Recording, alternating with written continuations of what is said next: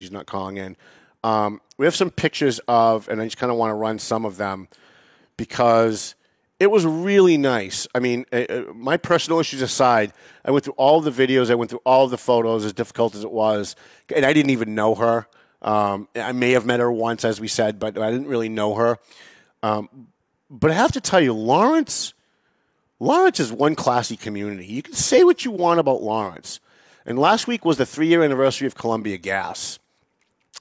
And I went back and I read what the column that I wrote about Columbia Gas disaster after it was done, about how people were helping each other even though they didn't know each other, and all of the random acts of kindness that went on.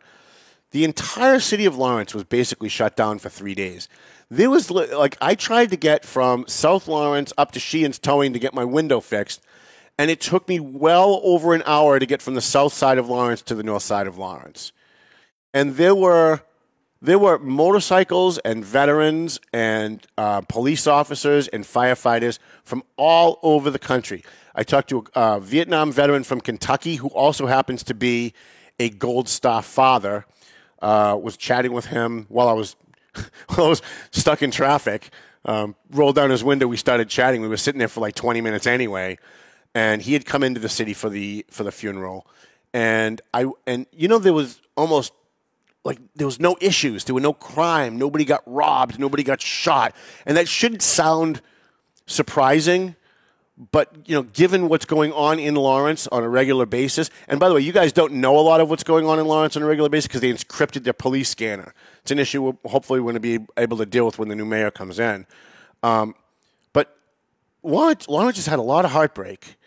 Lawrence has had a lot of horrible things going on for the people in Lawrence, and it's almost like the city's kind of got PTSD at this point. I mean, between the Columbia Gas disasters and COVID and losing, I can't remember. I think it's Ramirez. I'll look it up.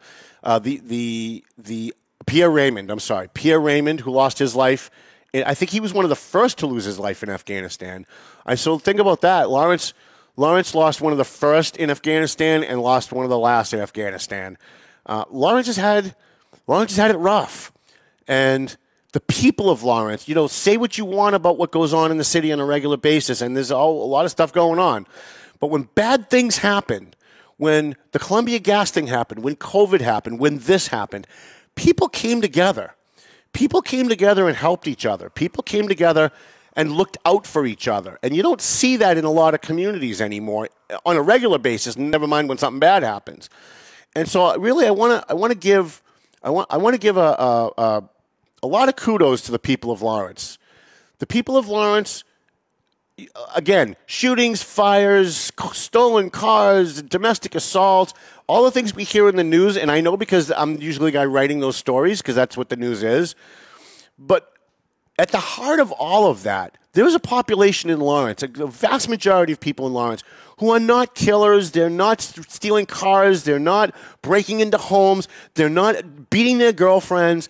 They're good, decent, honest people who want to help their neighbors. And when something bad happens, will go next door and knock on someone's door and say, hey, can I help? And I think one of the things that we can glean from the last 3 days of this Pashado funeral is that we got to see that again. We got to see again after we saw it in Columbia Gas and we saw it again in COVID.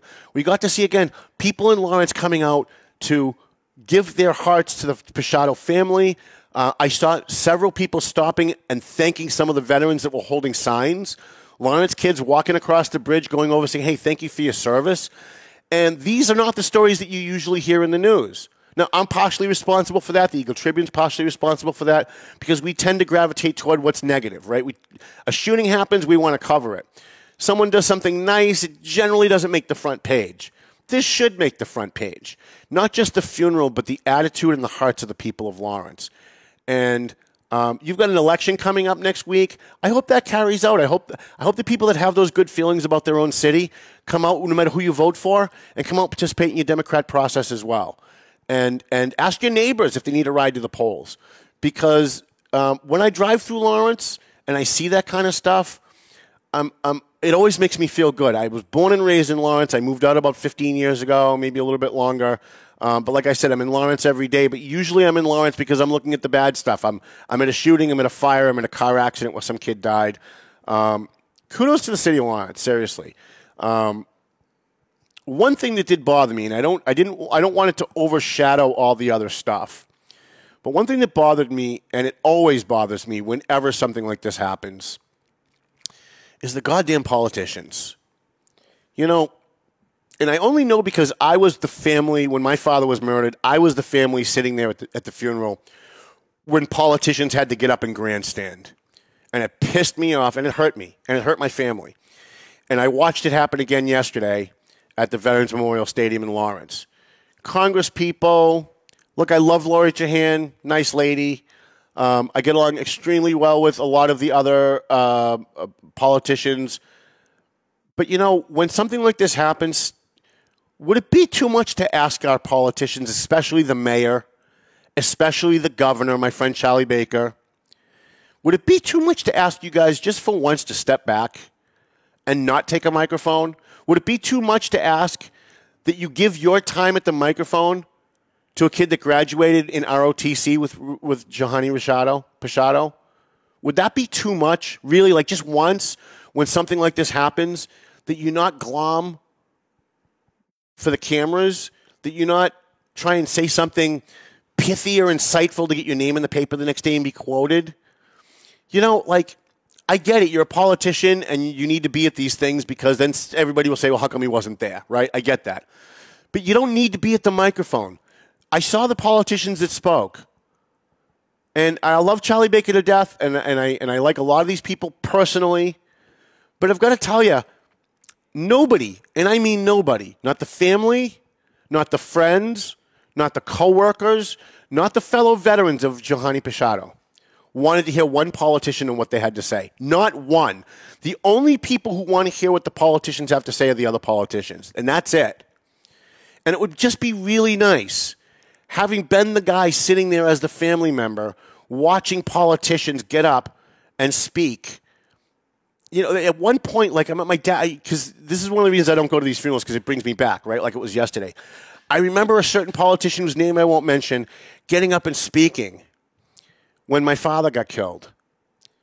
And I sat there thinking, my father hated that fucking guy. If my father knew that guy was up there speaking on his behalf, he'd be rolling over in his grave, because you can't say that, right? You don't want to seem ungrateful. You're the family. There's a certain decorum. There's a certain protocol. So I'm sure the family wasn't going to say anything.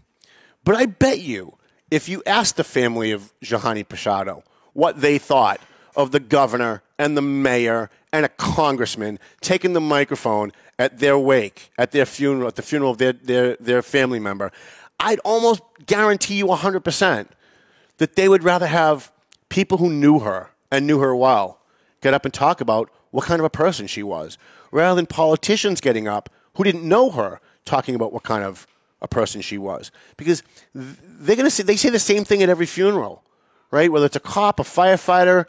Thank you, sir. Whether it's a cop, a firefighter, or a member of our armed services, they all say the same thing. They were brave. They sacrificed their life for the country. It's almost like a pre-written speech, and nobody needs it. I don't want to hear it. The families don't want to hear it. Certainly the public doesn't want to hear it. And that's my only problem with what happened. And I don't want to be a gloomy Gus. I think it was a tremendous, tremendous show of support. Veterans from all over the country coming to the city of Lawrence. It was fantastic.